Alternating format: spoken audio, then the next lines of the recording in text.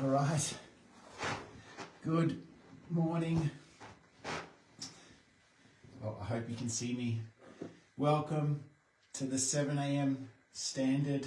My name is Daniel Roy Burgess, and this is a show that I created for men to understand and navigate what it means to be a man in this world. I don't think anyone gave us a manual or a blueprint or anything about psychology of how to navigate this roller coaster that we call life. Right? We are managing so many things as a man, so do women. This is a show that women can watch as well. Often the episodes are universal human conditions, and I will talk about it through the frame. Sorry, haven't got my words, haven't spoken to anyone this morning.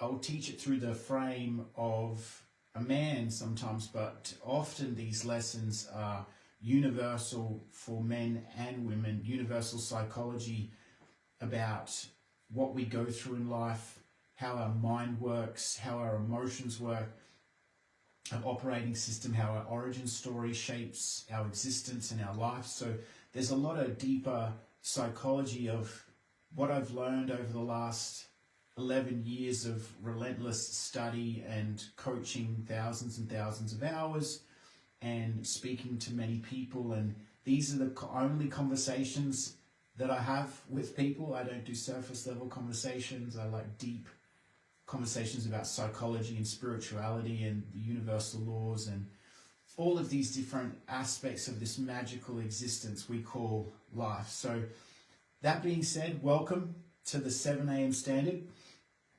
If you're here and you're watching, I cannot see you because I am on the iPhone and my laptop is still out of commission. It's going to be out of commission for a little while, so I'm just operating on the phone. But I will respond to any comments.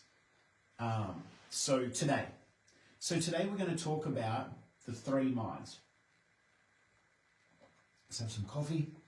So we have three minds, and this is not like the three different brains, right? Because there's obviously the limbic brain and there's different brains, but this is the three minds that shape our existence. And one of these can make us incredibly masterful at any of our gifts. It can destroy our relationships. It can give us unconscious behaviors. It can make us make decisions out of haste and out of lack, or make decisions out of abundance, and that's our unconscious mind or our subconscious mind. So most of the time, our subconscious mind is ruling the world. So that is the one that has the biggest effect on us, the biggest default effect on us. And I think a lot of us, myself included, are all just going around in life with these unconscious patterns, these unconscious behaviors that we do, that we've learned and reinforced over many, many years. So this unconscious mind or this subconscious mind, it's so powerful. It operates it's our operating system. It operates how we breathe. It keeps us alive. It operates our heart. It does so many incredible things. But what it's designed to do is to operate on autopilot. It doesn't distinguish between good or bad. It doesn't distinguish between good or evil, or right or wrong. It literally does what you tell it to do. So it's like a computer. Whatever you put into it, you will get out. And a lot of people's unconscious mind or their subconscious mind is operating from old programs that were installed by their culture, by their families, by their environment, by their caregivers, by their teachers. And it's all gone into the messiness of our subconscious mind, and it's shaping our very existence to this day, and we don't even realize it. So there's three minds. So we've obviously talked about the subconscious mind, but we have the conscious mind. So the conscious mind is And there's a book that, write this down, it's called 3 Magic Words. That's 3 Magic Words by U.S. Anderson, I'm pretty sure. This book is one of the most, it's a book from the early 1900s, I think 1906 or something like that. This is one of the most powerful books out there on the 3 minds, on the subconscious mind, and how powerful it is when we master all 3 of these minds. So I'm going to do it my best to do it justice. I've learned and I've practiced and I've done a lot of this work. Have I got it right all of the time? Absolutely not. Do I have patterns that play out in my life, in relationships and money? And absolutely. Am I trying to work on it every day? Absolutely, right? This is something that we'll never get right. And it's a constant unfoldment, because the more we dive deeper into patterns, the more patterns we uncover. It's quite a never-ending process. So the conscious mind is the seat of reason, logic, and willpower, right? It actively processes thoughts, makes decisions, and directs attention. The big thing about this is it's called the watchman at the gate. So the conscious mind is the mind that programs the subconscious mind, right? So everything has to come through our conscious mind and into our subconscious mind. And if the reason why it's called a watchman at the gate is because once it goes through the conscious mind to the subconscious mind takes it as reality. It doesn't have an ego. It doesn't have a filtering system in its own world, like the subconscious mind. It doesn't have a filtering system. It doesn't have like an off switch. It doesn't have a like, hey, maybe this is a dumb unconscious pattern, we shouldn't do that. It's just on cue, on autopilot. It's like when you learn something over and over and over again, it becomes reflex action. In karate, they call it Zen, right? When something's Zen, when you see a punch and you just block it, it bypasses the conscious mind and you block it, right? Rather than stimulus, thought, reaction, the unconscious mind goes stimulus, bypasses the conscious thought, and goes reaction, right? So that arc that misses the thought, the conscious mind, is that what we call Zen, right? And so what happens when in the moment when things are stressful, we go stimulus, unconscious pattern. We bypass the conscious mind. So any old patterns or anything that we've learned in relationships or money or our job or old stories or whatever, if we have a stimulus, we will bypass the conscious mind and go straight to that unconscious pattern in times of stress, because it's just a default fast reaction, right? So it just shows you the power of the conscious mind and the unconscious mind. So it's this conscious mind, though, the reason it's the watchman at the gate is because we have to be so diligent in the words that we say to ourselves, in the stories that we entertain, in the beliefs that we entertain, in the programming that we have, like not just programming when we're kids from when we're growing up, but just negative influences, the people that we hang around. If someone tells you you're shit long enough, it'll go into your unconscious mind, your subconscious mind, and you'll start to believe it. If you watch the news please don't watch the news. If you watch the news over and over again, you will start to have an unconscious mind, a subconscious mind of fear, lack, scarcity, doubt, because the news is always bad, except for the last 30 seconds where they talk about a cat that's been saved in a tree.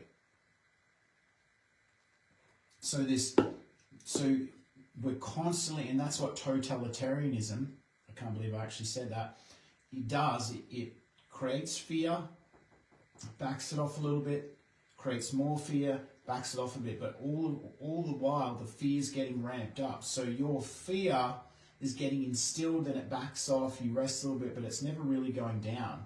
So you create unconscious patterns of fear, lack, doubt, scarcity in your mind, right? Like you think that there's no abundance in the world because the news has programmed you over and over and over. It's like, and it's so, the way they use the colors, the way they use the weaponized language, it really programs something deep inside you. And that's something that we really need to be careful about with the conscious mind, and why it's our watchman at the gate, because we use weaponized language against ourselves. Like the words that we use, the unconscious things that we say, old stories, old patterns, beliefs, all of these things we say to ourselves in our mind all of the time. Or if you know someone and they're always putting you down, or you're younger and you used to get bullied at school, so you hear these things, this weaponized language, and your unconscious mind, if your conscious mind is not filtering them out, it goes straight into your unconscious mind and you take that as reality. All right, so the thing that we need to be very careful of is making sure that we are using our conscious mind to program our unconscious mind with positive thoughts, positive words, positive affirmations, positive self-talk, surrounding ourselves with positive people that believe in us, being in environments and conditions where there is abundance, where there is not a place of lack and scarcity. All right? So the subconscious mind, so we'll go through the three minds. It's instinctive, it's automatic, it's all stored beliefs, right? It controls habits, emotions, bodily functions. It doesn't reason or analyze. It's really dangerous, because when unguarded, it can be programmed with all of these negative beliefs that I said before, right? So we just have to make sure that we are doing everything that we can to make sure we are looking after our unconscious mind, right? U.S. Anderson calls these limiting beliefs, or these programs, as prompters, right? And that'll become later on, and we'll talk about this. So I want to talk about the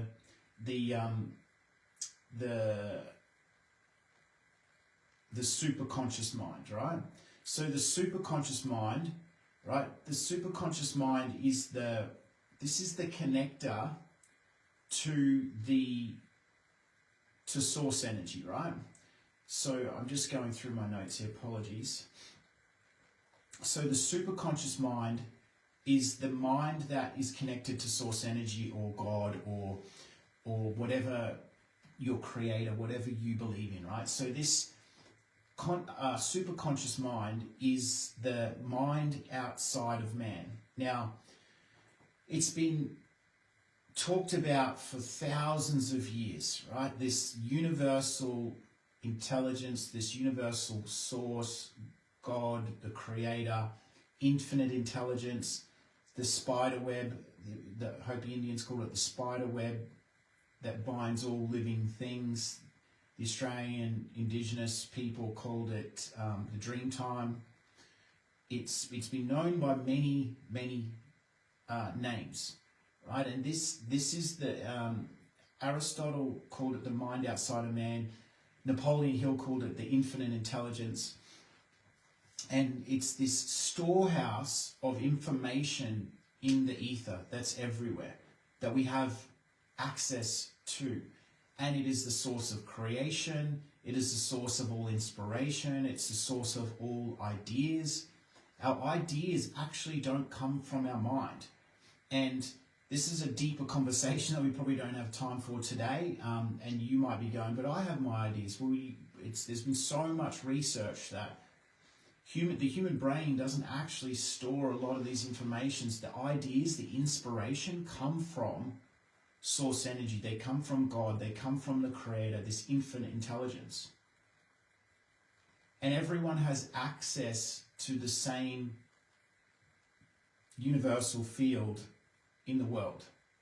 It's why inventions before the internet and before there was telephones, people would invent something across the other side of the world at the same time. It's because our creator wants these inventions to be brought into existence.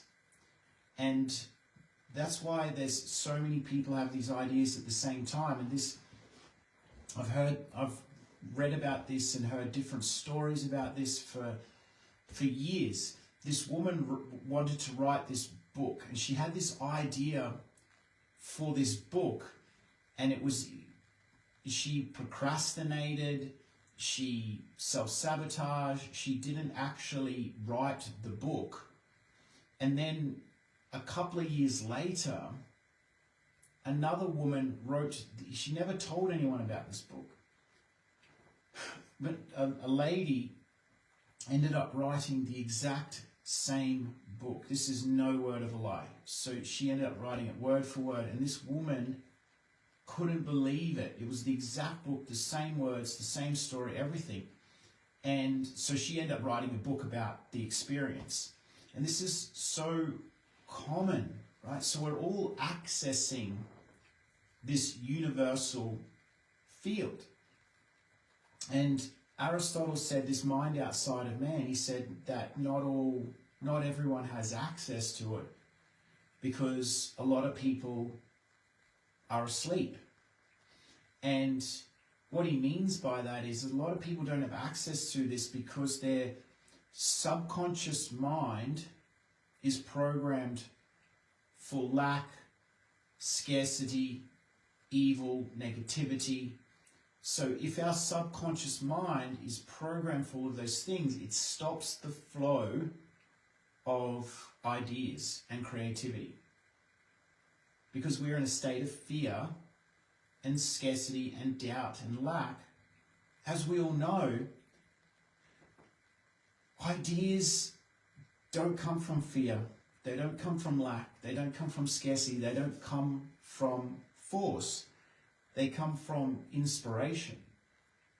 How often have you been you're like, you're trying to think of someone's name and you're like, I can't think of their name, and you're stressing and you're like getting angry at yourself and you're pushing, and then you go have a shower and you're relaxed, and then boom, the name comes into your head. It happens all the time. Or how often are you in the shower and you get all these crazy ideas of all these cool things? Because we have to be in a state of receptivity to receive the divine downloads, these ideas and these creativities, right? So if you think about, we've got the conscious mind, which is the watchman at the gate, the filter. And that's where, so all of the bombardment, all of the different ideas are coming down into your mind from external, like from people's words, from your own words, from society, from your culture, all of that. Your conscious mind is there to filter and make sure that you're only letting in positive, guiding thoughts for your subconscious mind. And then when it gets to the subconscious mind, that's the autopilot. Then it's just using whatever you've done, and that subconscious mind really affects your ability to attract abundance, connection, love, all of that, because it's like that that becomes almost like the filter. It's hard to explain, but the filter for the superconscious mind, right? Because your superconscious mind is a clean vessel for you to receive downloads from the universe. Now, if our unconscious mind is projecting lack and fear and doubt and scarcity and heaviness and evil and darkness, then that blocks the flow of all of those divine downloads, those ideas, those sources of inspiration, right? So it doesn't matter how much you push, how hard you think, how hard you try to will something into existence with your conscious mind, it will not happen because you're blocking the invisible tide of your unconscious, subconscious mind, which is affecting the flow of information from the superconscious mind. And I hope you're still with me, right? So the fear is one of the greatest roots of limitation, right? Fear is the greatest enemy of the mind. It creates a lock that stops the flow, right? So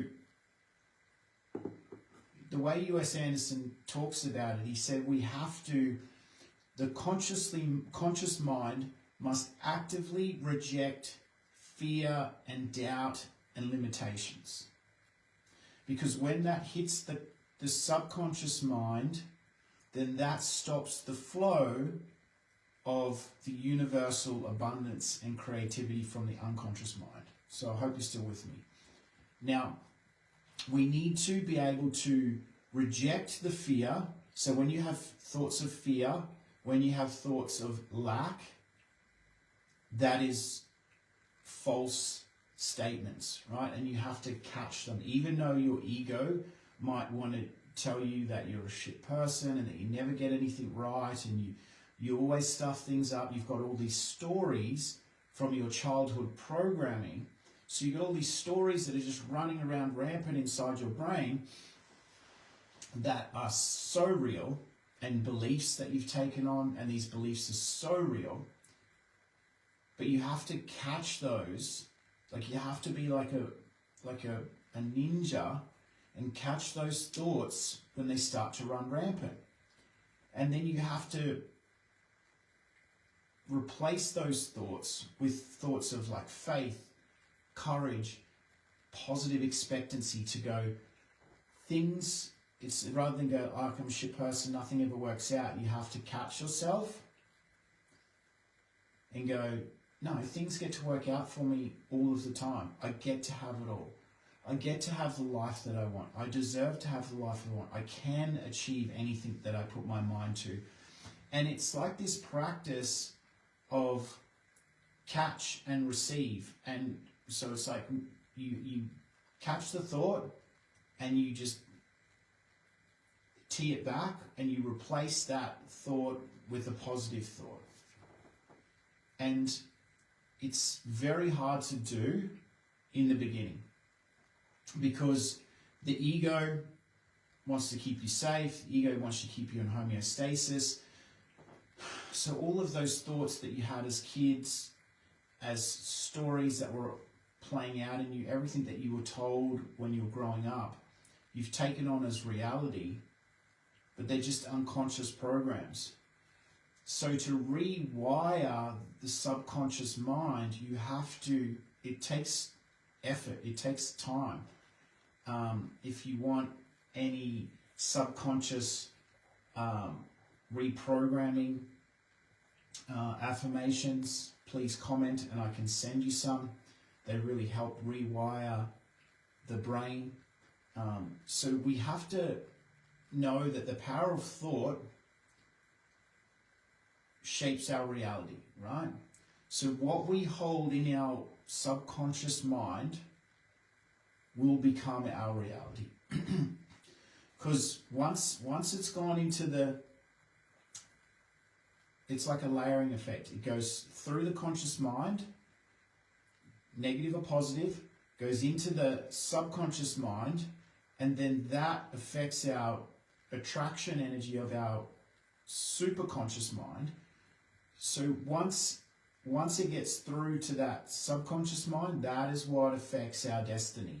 That is what shapes every part of our life, right? It affects your decisions, it affects your behaviors, it affects your emotions, it affects your state of being, and it also affects your intuition, what and who you will attract into your life. I'm sure that everyone on this live attracts certain people and circumstances, relationships, jobs, opportunities into their life.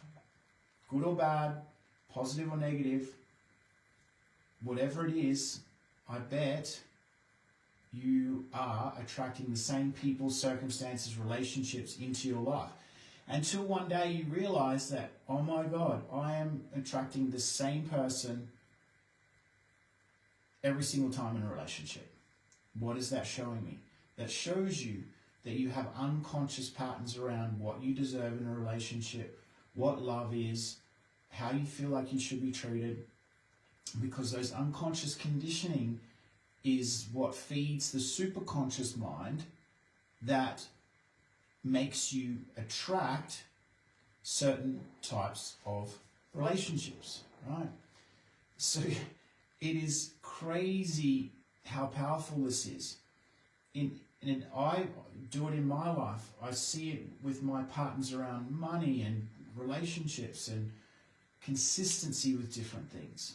Some things, my unconscious mind, like around fitness and strength and health and sport and all of that, I have these positive, empowering beliefs that I can do anything with my body.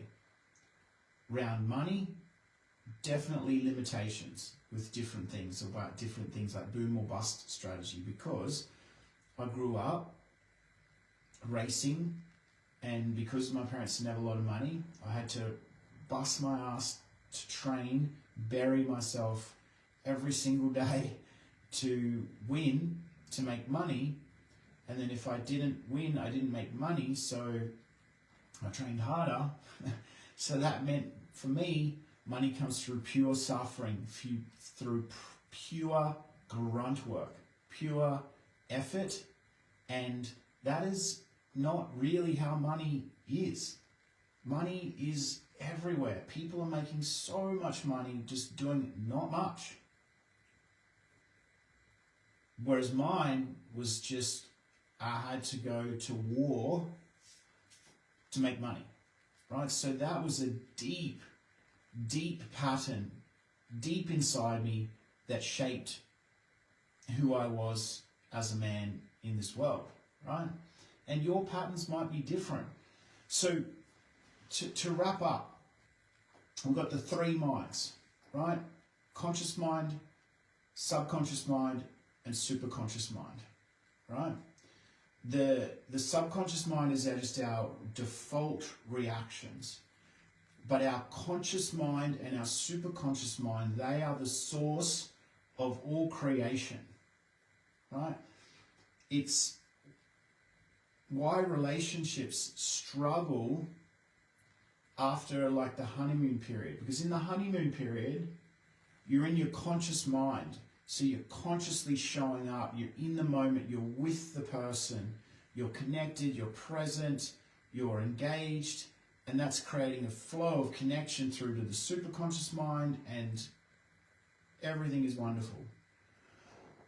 But then, when that honeymoon period is over, you go into the default subconscious patterns, and all of your old wounding, I know you're feeling this, all of your old wounding, all of your own patterns and your fears and insecurities about love from both sides just start getting projected all over the other person.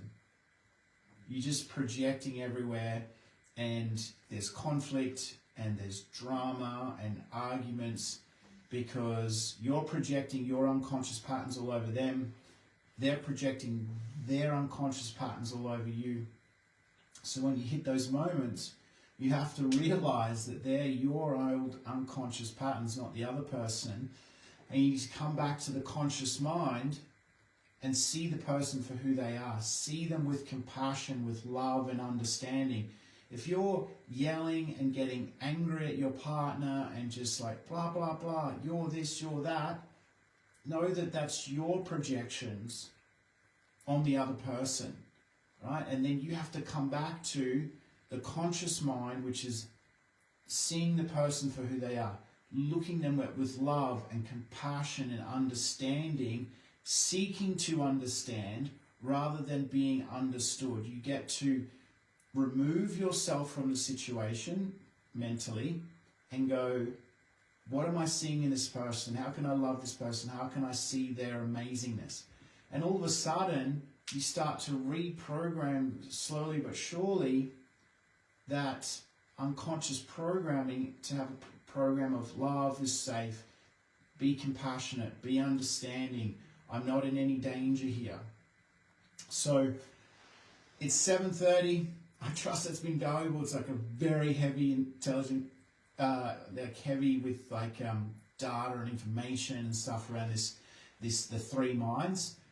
But I trust it has served you in some way. It is a complex topic, simple in some ways, and a mile deep in other ways. So I hope you got lots out of it.